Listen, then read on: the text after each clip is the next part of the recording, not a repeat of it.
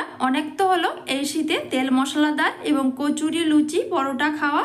এবার এইসব ছাড়ুন, সকালের জলখাবারে মাত্র 15 মিনিটে হেলদি কিছু বানাতে চাইলে এই রেসিপিটি বানাতে পারেন। সম্পূর্ণ কিন্তু তেল ছাড়া এবং খুবই সফট, ভেতরটা জালিদার, খেতে কিন্তু দারুণ সুস্বাদু হয়।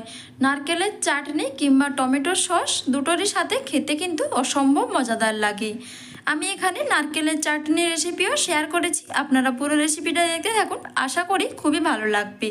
রেসিপিটি ভালো লাগলে অবশ্যই বন্ধুদের সাথে শেয়ার করে রাখবেন এবং আমার চ্যানেলটা যারা সাবস্ক্রাইব করেনি অবশ্যই সাবস্ক্রাইব করে পাশে থাকা বেল আইকনটি প্রেস করে দেবেন আরও নিত্য নতুন রেসিপির আপডেট সবার আগে পাওয়ার জন্য।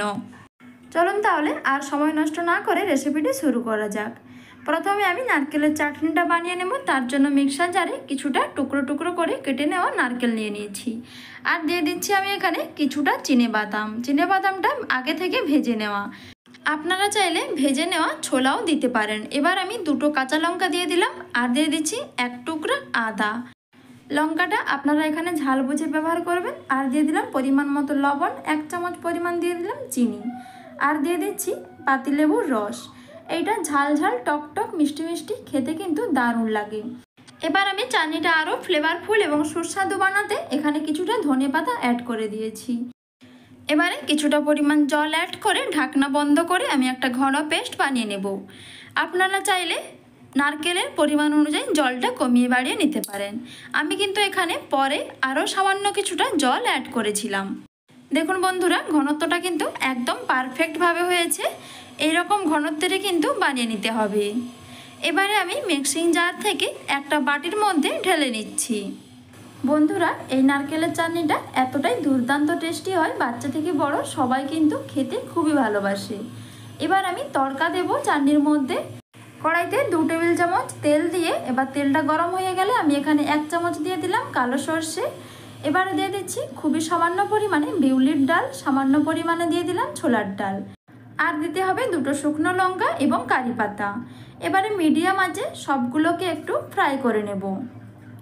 ওই কালারটা চেঞ্জ হওয়া পর্যন্ত সবগুলোকে একটু ভেজে নিতে হবে। এর ফ্লেভারটা কিন্তু দারুণ বেরিয়েছে।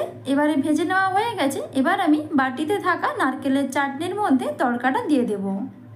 বন্ধুরা, গরম থাকা অবস্থায় নারকেলের চাটনির মধ্যে তড়কাটা খুব ভালোভাবে মিশিয়ে নিতে হবে, তাতে কিন্তু ফ্লেভারটা চাটনির মধ্যে খুব ভালোভাবে ঢুকবে।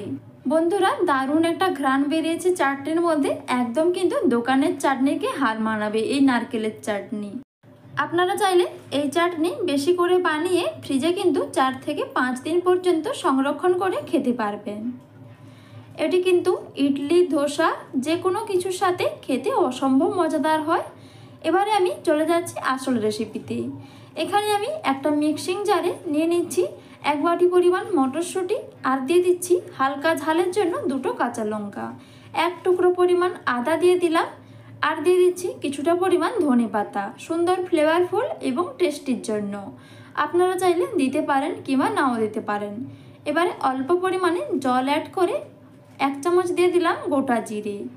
এবারে ঢাকনা বন্ধ করে একটা পেস্ট বানিয়ে নেব। বন্ধুরা, এই মটরশুঁটির পেস্টটা একদম মিহি করে বানিয়ে নিতে হবে। দেখুন কালারটাও কিন্তু দারুণ এসেছে। এবারে আমি সম্পূর্ণ পেস্টটা একটা বড় বাটির মধ্যে ঢেলে নিচ্ছি। বন্ধুরা, এই হেলদি খাবারটি সকালের জলখাবার ছাড়াও বাচ্চাদের স্কুলের টিফিন বক্সেও কিন্তু দিতে পারেন।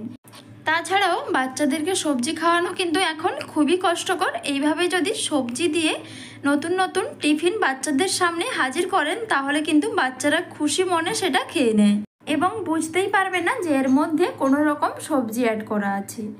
এবারে আমি এই মটরশুঁটির পেস্টের মধ্যে 1 বাটি পরিমাণ সুজি, 1 চামচ চিনি ও অল্প পরিমাণে লবণ অ্যাড করে দিলাম।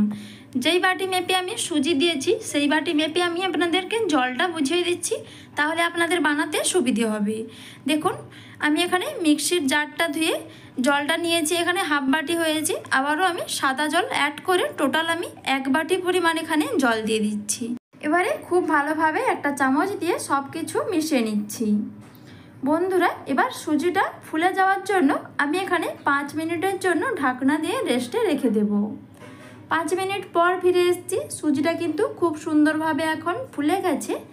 এবারে আমি সুজির মধ্যে আরও দুটো উপকরণ মেশাবো। এতে করে কিন্তু একদম জালিদার এবং ফুলকো ফুলকো রেডি হবে।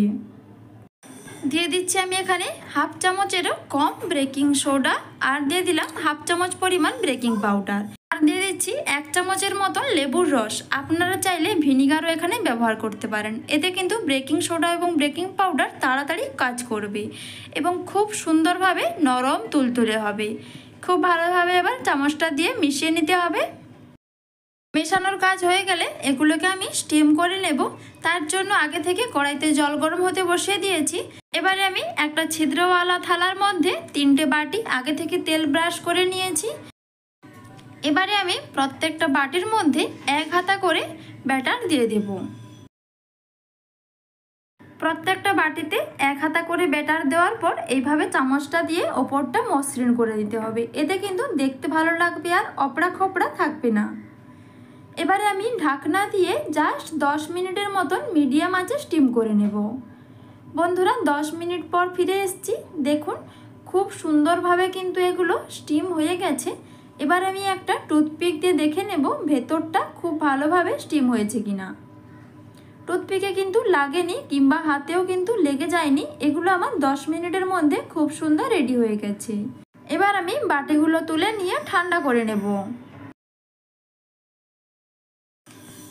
বন্ধুরা এখন কিন্তু আমার সবগুলো ঠান্ডা হয়ে গেছে। এগুলো কিন্তু খুব সহজে একটা চামচ দিয়ে হালকাভাবে চারিদিকটা ঘুরিয়ে নিলেই কিন্তু দারুণভাবে উঠে যাবে।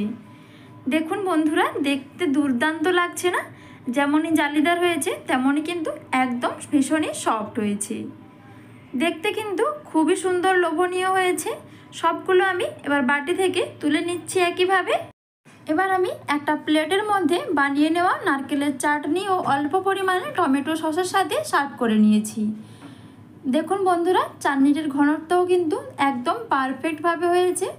এবার আমি এগুলো কতটা সফট এবং জালিদার হয়েছে আপনাদেরকে কেটেও দেখাচ্ছি। দেখুন দেখতে কিন্তু ভীষণই জালিদার, আপনারা দেখেই বুঝতে পারছেন। এবারে আমি কেটেও দেখাচ্ছি যে ভেতরটা কতটা ফাঁপা হয়েছে। তাহলে বন্ধুরা কম সময়ে এই হেলদি জলখাবারের রেসিপিটা দেখে নিলেন তো? বাড়িতে ঝটপট বানিয়ে ফেলুন, সাথে নারকেলের চাটনি কিংবা টমেটো সসের সাথে সার্ভ করুন। দুটো রেসিপি কেমন লাগলো অবশ্যই কিন্তু লাইক করবেন এবং আমাকে কমেন্ট বক্সে কমেন্ট করে জানাবেন। ভালো লাগলে অবশ্যই সাবস্ক্রাইব করে দেবেন। আবারও ফিরে আসছি নতুন কোনো রেসিপি নিয়ে। সবাই ভালো থাকুন, সুস্থ থাকুন, সবাইকে ধন্যবাদ।